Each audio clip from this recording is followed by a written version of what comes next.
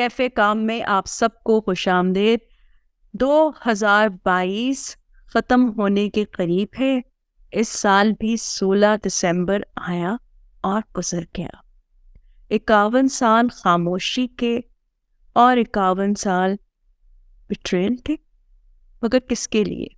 ان بہاریوں کے لیے جن سے ہم میں سے بہت سارے لوگ صحیح طور پر واقف بھی نہیں ہیں، اور جو جانتے ہیں وہ کم جانتے ہیں یا غلط جانتے ہیں۔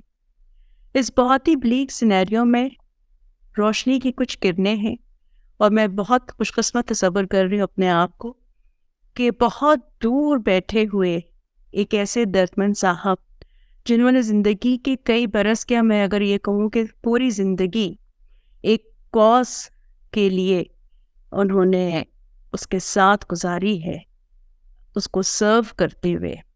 احتشام نظامی صاحب، شکاگو سے آپ نے ہمیں جوائن کیا۔ السلام علیکم اور بہت شکریہ۔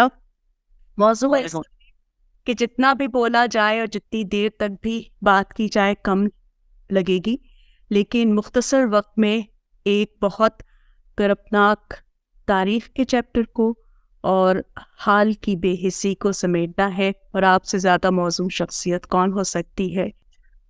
بہت شکریہ رخشندہ صاحبہ آپ کا مجھے لینے کے لیے۔ تو جس موضوع کا آپ نے انتخاب کیا ہے وہ بہت اہم موضوع ہے اور میرے زندگی سے بہت قریب ہے، یعنی آپ کہہ سکتی ہیں کہ میری شہ رگ ہے۔ جو محصور لوگ ہیں بنگلہ دیش کے کیمپس میں نے ان کے لیے اس وقت کام کرنا شروع کیا جب ڈھاکہ فال ہوا تھا۔ میرے جملوں میں وہاں پہ لوگ آزادی کہتے ہیں، اور یقیناً ٹھیک کہتے ہوں گے کہ بنگلہ دیش آزاد ہوا تھا 16 دسمبر کو، اور 19 دسمبر سے ہم نے کام شروع کیا تھا ان مظلوم لوگوں کے لیے جن کے لاکھوں کی تعداد میں ان کو شہید کیا گیا تھا 1 مارچ سے لے کے مئی تک، اور پھر 16 دسمبر کے بعد ان کو کوئی روکنے والا نہیں تھا، اور بے شمار لوگ شہید ہوئے، اور جو لوگ بچ گئے ان کو کیمپوں میں ڈال دیا گیا۔ وہ 50 برس سے آج امید و بیم کی کیفیت میں ہے، اور ان کی حالت بہت ناگفتگباں ہے۔ درست۔ اگر میں یہاں پر آپ سے یہ گزارش کر سکوں کہ چونکہ موضوع ہی اتنا افسردہ کر دینے والا ہے، تو آپ اس وقت جو اس وقت کا مشرقی پاکستان تھا وہاں پہ موجود نہیں تھے، اب تعلیم کے سلسلے میں 1970 میں ہی کراچی آ چکے تھے۔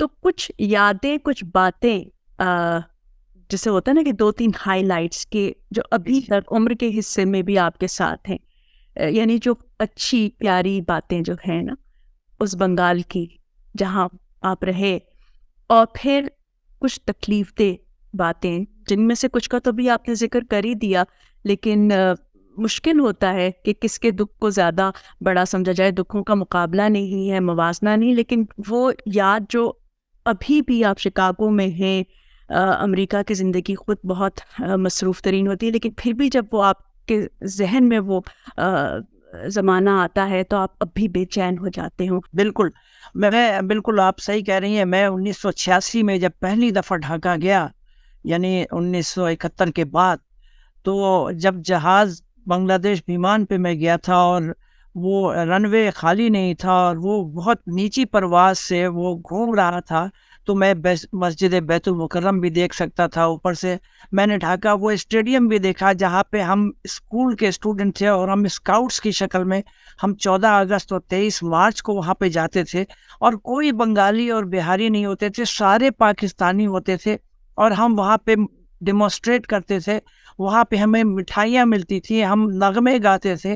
وہ دن یاد آیا مجھے، اور پھر مجھے وہ راتیں یاد آئیں کہ جب چراغاں ہوتا تھا 23 مارچ اور 14 اگست کی رات کو، اور میرے بڑے بھائی مجھے سائیکل پہ بٹھا کے پیچھے میں بیٹھتا تھا، اور وہ پورا ڈھاکہ ہائی کورٹ اور وہ بلڈنگ ساری وہ دیکھتا تھا۔ وہ ایک ڈیلٹا بلڈنگ تھی، وہ اس کو دیکھتا تھا، لائٹوں سے سجی ہوئی ہوتی تھی، اور ہم اپنے اسکول بھی جایا کرتے تھے۔ تو ایک تو اچھی یادیں تھیں جو ابھی تک وہ مجھے اس وقت جہاز جب پرواز کر رہا تھا تو میں سارا ذہن میں میرے تازہ ہو رہا تھا۔ وہ گلیاں مجھے ذہن میں یاد آ رہی تھیں کہ جس میں میں کھیلتا تھا، جس میں دوڑتا تھا، وہ سائیکل کا وہ پہیا، صرف پہیا جس کو ہم چکا کہتے تھے، اس کو ڈنڈے سے ہم بھگا کے لے جاتے تھے اور کھیلتے تھے. اس طرح سے ہمارے وہاں دن گزرے تھے، ہم ان کو بھول نہیں سکتے. اور جب میں پاکستان، ہمارے والدین نے بھیجا کہ وہاں پہ ہنگامے شروع ہو گئے تھے، تو اس لیے بھیجا تھا کہ پیسفل طریقے سے ہم ایجوکیشن حاصل کر کے پھر واپس اپنے گھر چلے جائیں، لیکن نہیں جا سکے. ہاں 1969 کا وہ واقعہ مجھے یاد آ گیا کہ جب میں ڈھاکہ کالج میں پڑھتا تھا اور میرپور میں رہتا تھا، اور وہاں سے میں جا رہا تھا کالج، لیکن راستے میں کچھ زبان کا جھگڑا تھا اور وہاں پہ جلوس تھے اور وہاں پہ ہمیں مارا پیٹا بھی گیا اور ہم بھاگ کر کے اپنے علاقے میں واپس آئے. اس وقت سے ہمارے والدین نے سمجھ لیا تھا کہ اب یہ ملک بہت مشکل ہے اس طرح سے چلنا، تو انہوں نے ہماری تحفظ کے لیے، ہماری تعلیم اور فیوچر کے لیے انہوں نے پاکستان بھیج دیا ہمیں وقتی طور پہ. اب آپ کراچی میں ہیں، 1971 کا سال ہے اور 16 دسمبر 1971 ایک تاریخ تھی، وہ گزر گئی. پھر اس کے بعد کا بتائیے کہ اگر اس وقت سے لے کر اب تک جو 51 سال ہے، اس میں اگر 3 سے 4 جو بہت زیادہ آپ کے لیے تکلیف دہ مرحلے رہے، وہ کیا ہے؟ ڈاکٹر صاحبہ، سب سے زیادہ جو تکلیف دہ مرحلہ تھا کہ جب وہاں پہ آرمی آپریشن ہو رہا تھا تو ہمیں خبریں بہت مشکل سے ملتی تھی کہ وہاں ہمارے گھر والوں کے ساتھ، ہمارے کمیونٹی کے ساتھ کیا سلوک ہو رہا ہے، وہ کس حال میں ہے. ہم جا کے کراچی ایئرپورٹ پہ ساری رات بیٹھے ہوتے تھے کہ کوئی فلائٹ شاید آ جائے اور وہاں سے کوئی ایسا آدمی مل جائے جو ہمیں حالات بتا سکے. اور اس کے بعد جب 16 دسمبر کو پاکستان دو لخت ہو گیا، مشرقی پاکستان الگ ہو گیا ہم سے، تو پھر ہماری جو کیفیت تھی وہ بیان کرنے کے قابل نہیں ہے. ہم اچھی طرح تصور کر سکتے تھے کہ ان لوگوں کا کیا حال ہوگا جنہوں نے پاکستان کا ساتھ دیا تھا، اور اب وہ لوگ جو کہ میسیکر کر کے انڈیا جا چکے تھے وہ واپس آ گئے ہوں گے، وہ کس طرح انتقام لے رہے ہوں گے. مجھے یہ نہیں پتا تھا کہ میرے والد زندہ ہے یا ان کو شہید کر دیا گیا ہے یا وہ کس حال میں ہیں. یہ اتنی تکلیف دہ بات تھی کہ جس کا بیان کرنا بہت مشکل ہے. اور یہی وہ جذبہ تھا جس نے ہم ان طالب علموں کو جو مشرقی پاکستان سے آ کے وقتی طور پر پاکستان میں پڑھ رہے تھے، چاہے میڈیکل کالج میں ہو چاہے انجینئرنگ کالج میں ہو، وہ سب اکٹھے ہوئے. ہم لوگ زارو قطار بس مل کر روتے تھے، یعنی ہزاروں طالب علم ایک جگہ میدان میں جمع ہوئے، ہم روتے جا رہے تھے اور ہم سڑکوں پہ مارے پھر رہے تھے اور ان کو قتل عام سے بچانے کا مطالبہ کر رہے تھے. وہ دن ہے اور آج کا دن ہے. میں نے ایک رات یا ایک دن گیو اپ نہیں کیا ان کے لیے. میرے والدین تو آ گئے، میرے عزیز و اقربا بہت سارے آ گئے، مگر وہ بہت سارے لوگ وہاں رہ گئے کہ جنہوں نے پاکستان کا ساتھ دیا تھا، اور اس حب الوطنی کی سزا وہ آج بھی بھگت رہے ہیں. یعنی نہ بنگلہ دیش ان کو اپناتا ہے نہ پاکستان. سب سے آپ صحیح کہہ رہے ہیں. میں آپ کے جذبات، آپ کے محسوسات اور آپ کے جذبے کو سمجھتی ہوں، لیکن دیکھیں نا، بنگلہ دیش کی تو سپریم کورٹ نے ان کو پھر بھی شہریت دے دی. ابھی ہم حقوق اور ان کی زندگی کے جو حالات ہیں یا جو ان کی حالت زار ہے اس پہ نہیں جا رہے، لیکن ایک تکنیکی لحاظ سے دیکھا جائے تو وہ مل گئی. جبکہ میرا خیال ہے دنیا کی تاریخ میں، چونکہ تاریخ میرا سبجیکٹ نہیں ہے، میری معلومات بہت ہی محدود ہیں زیادہ تر جو علوم ہیں ان کے حوالے سے، لیکن جہاں تک بھی مجھے معلوم ہو سکا وہ یہ کہ دنیا میں کبھی ایسا نہیں ہوا کہ کسی ملک کے شہریوں کو ان کے شہری ہونے کے حق سے محروم کر دیا جائے، ان کی شہریت چھین لی جائے. اور یہ واقعہ، یہ سانحہ جو ہے یہ پاکستان میں ہو چکا، اور یہ جس دور میں ہوا وہ بھی سب کو پتہ ہے. بالکل ٹھیک کہہ رہی ہیں آپ. بتائیے ڈاکٹر صاحب، میں آپ کو یہ بتاؤں کہ سب سے پہلے تو میں اس کی وضاحت کر دوں کہ 2008 میں ان کو شہریت مل گئی. 1971 کے بعد جو لوگ کیمپس میں پیدا ہوئے ہیں ان کو ووٹ دینے کا رائٹ دیا جائے. دیٹ از دا ججمنٹ، جس کی جو آپ کو جست کہا جائے. اچھا، اب ایک ہی گھر میں دو صورتحال پیدا ہو گئی. باپ ماں، بڑا بھائی بڑی بہن، یہ تو بنگلہ دیشی نہیں ہوئے، یعنی ووٹ نہیں دے سکتے. اچھا، جو چھوٹے ہیں وہ ووٹ دے سکتے ہیں. ان کی حیثیت آج بھی وہی ہے، اسٹیٹس، کہ وہ ان کے پاس کچھ نہیں. اچھا، ایونچولی جو ووٹ دیتا ہے ایونچولی وہ سٹیزن ہوتا ہے. مگر مجھے کوئی بتا دے کہ آج تک بنگلہ دیش کی گورنمنٹ نے، پارلیمنٹ نے کوئی ایسا نوٹیفیکیشن ایشو کیا on the basis of court judgment کہ ہاں یہ اب سٹیزن ہے، ان کو سب کچھ رائٹ حاصل ہے. ایسا کچھ نہیں. لیکن سوال یہ پیدا ہوتا ہے کہ میں نہیں کہتا کہ نہیں شہری نہیں ہوا، اللہ کرے بنگلہ دیش ان کو شہری تسلیم کر لے، اور شہری اس وقت تسلیم کرے کہ ان کی پراپرٹیز ان کو واپس کر دیں. نہیں کر سکتا، مجھے معلوم ہے نہیں کر سکے گا. اسی لیے ججمنٹ میں یہ نقطہ آیا کہ 1971 کے بعد جو پیدا ہوئے ہیں ان کو ووٹ دینے کا رائٹ دیا جائے، کہ اگر وہ شہری ہو بھی جاتے ہیں، تسلیم بھی کر لیے جاتے ہیں، تو جائیداد کا مطالبہ وہ نہیں کر سکتے. چونکہ وہی وقت کی قلت ہے اور موضوع بہت وسیع ہے. بالکل. کہ یہ تو ایک جسے کہتے ہیں نا تاریخی حوالوں سے آپ نے بات کی، اور بہت اہم معلومات جس کے متعلق سب لوگ کہتے ہیں کہ جی گوگل ہے اور ہر چیز آپ کو گوگل بتا دے گا، لیکن ایسا نہیں ہوتا. صحیح معلومات تک رسائی جو ہے وہ زیادہ مشکل ہوتی جا رہی ہے. فیک نیوز زیادہ ہے، ڈس انفارمیشن زیادہ ہے، پھر اتنی زیادہ معلومات ہیں کہ سمجھ ہی نہیں آتا کہ اس میں سے صحیح معلومات کون سی ہیں. یہ بتائیے کہ اب جو ایک خبر آئی جو ہم نے بھی اخباروں میں پڑھی انگریزی اور بنگلہ کے، کہ بھئی اس سال جو 16 دسمبر گزرا اور ان کا وکٹری ڈے ہوا، تو کچھ بہاری نوجوانوں نے بھی پہلی دفعہ سیلیبریٹ کیا اور کہا کہ ہم بنگلہ دیشی ہیں اور ہمیں بھی کچھ جسے کہتے ہیں نا مین اسٹریم کیا جائے، کچھ ہمیں بھی سہولیات دی جائے. دیکھیں اس میں سیدھی سی بات یہ ہے کہ ان کے پاس آپشن کیا ہے.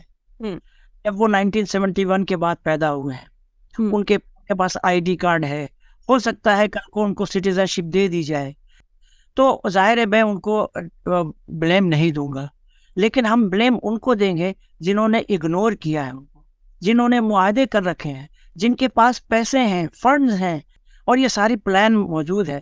لیکن یہ بدنیتی ہے، میں کہتا ہوں بالکل وہاں جا کے کہتا ہوں. اور جب ملتا ہوں میں ان اکابرین سے، ان لیڈر سے، ان پولیٹیشین سے، ان گورنمنٹ کے لوگوں سے، تو میں کہتا ہوں کہ آپ کی بدنیتی ہے. اگر ڈیوائیڈڈ فیملیز ہیں، ان کا حل یہ ہے کہ ان کو ملایا جائے آپس میں. یعنی ماں باپ، بیٹا بیٹی، یہ سب الگ الگ ہیں، ان کو ملایا جائے. اب پاکستان کو اگر لینا ہے تو لے لے ان کو، ڈیوائیڈڈ فیملیز کو. جو لوگ وہاں رہنا چاہتے ہیں، جیسے کہ آپ نے بتایا یہ جلوس میں شامل ہوئے ہوں، تو وہ رہنا چاہتے ہیں خوشی سے، تو بنگلہ دیش میں ایک ان کو باعزت طریقے سے ان کے لیے آبادکاری کا کوئی نظام ہونا چاہیے، ان کے ٹریننگ ہونی چاہیے ان کی خصوصی طور پہ، کہ وہ مستقبل میں کچھ کر سکیں. اور پھر یہ کہ ہم یہاں جو بیرون ملک لوگ بیٹھے ہیں، ہم پاکستانی ہیں، اور ہم جب ڈھاکہ میں تھے تب بھی پاکستانی تھے، اب بھی پاکستانی امریکن کہے جاتے ہیں. تو ہم بھی یہاں سے گورنمنٹ آف بنگلہ دیش کو اور گورنمنٹ آف پاکستان کو ہیلپ کرنے کے لیے فائنینشیلی تیار ہیں، اور اس کے ذرائع ہمارے پاس ہیں، تاکہ یہ مسئلہ حل ہو. ہمارا مقصد ہے کہ وہ کیمپ کی شکل سے باہر آ جائے. بہت اچھی بات، اور آپ نے ٹھوس حقائق سامنے رکھے. یقیناً ان کا ثبوت بھی آپ کے پاس ہے، حوالے ہیں آپ کے پاس، اور آپ نے جسے کہتے ہیں نا کہ وہ وش لسٹ نہیں بلکہ پریکٹیکل سولوشنز جو ہیں وہ سامنے رکھے ہیں. شاید کوئی سن رہا ہو، شاید یہ آواز وہاں تک پہنچے جہاں تک جانی چاہیے، جس کی جہاں تک جسے کہتے ہیں بساط ہے، وہ اپنی آواز کو آگے لے جائے، اپنے کلاؤڈ کو استعمال کرے، کہ شاید ان کے لیے کچھ بہتری ہو. رسمی سا سوال لگتا ہے، لیکن درخواست ہے کہ کوئی ایک پیغام جو آپ دینا چاہیں اس موضوع کے حوالے سے. پیغام میرا تو کئی لوگوں کو ہے اور کئی جہتوں میں ہے. ایک تو یہ کہ سب سے بڑا پیغام میں نے پاکستان کو دے دیا کہ یہ آہ ان کی ہو سکتی ہے، اب بھی احساس کریں. دوسرے پیغام میرا اگر پہنچ سکے بنگلہ دیش کی حکومت کو، ہو سکے تو اب ان مجبور اور مظلوم لوگوں کو معاف کر دیں، ان کو اپنا حصہ سمجھیں. یہ آپ کے بھی ویسے ہی لوائل ہو سکتے ہیں جیسا کہ پاکستان کے رہے ہیں، اور ان کو ایک موقع دیجیے، آپ گلے سے لگائیے، ان کو انسانوں کی شکل میں لے آئیے. شاید آپ کے ملک کے لیے بھی اچھا ہو، آپ کے ملک کے مستقبل کے لیے بھی اچھا ہو. اور تیسرا پیغام میں ان لوگوں کو دینا چاہتا ہوں جو وہاں کیمپوں میں رہتے ہیں، کہ امید کا دامن کبھی نہ چھوڑیے گا. اللہ کی رسی کو مضبوطی سے پکڑیے گا. یہاں دیر ہے اندھیر نہیں ہے. اور دوسری بات یہ ہے کہ تاریخ بھلائی جا سکتی ہے نہ چٹلائی جا سکتی ہے. تو ایک وقت آئے گا اور آ رہا ہے, اب کتابیں بھی آ رہی ہیں, کھل کے باتیں سامنے آ رہی ہیں, پہلے نہیں آئی تھی. اور وہ لوگ جو وہاں انہوں نے اپنی آنکھوں سے دیکھا تھا وہ کتابیں لکھ رہے ہیں. تو تاریخ اب سامنے آئے گی اور سچی تاریخ سامنے آئے گی. کس کی قربانیاں تھیں, کس کے مظالم تھے, اور کیا سچ تھا کیا جھوٹ تھا, جو آج یقین کیجیے ڈاکٹر صاحب کیمپ کے بچوں کو, نوجوانوں کو بھی حقائق کا پتہ نہیں ہے کہ 1946 سے لے کے 1971 تک پاکستان میں, انڈیا میں, بنگلہ دیش میں ہوا کیا تھا. تو اب مگر لوگوں کو پتہ چلے گا, لیکن بہت سے لوگ اس کے بغیر ہی اس دنیا سے چلے جائیں گے.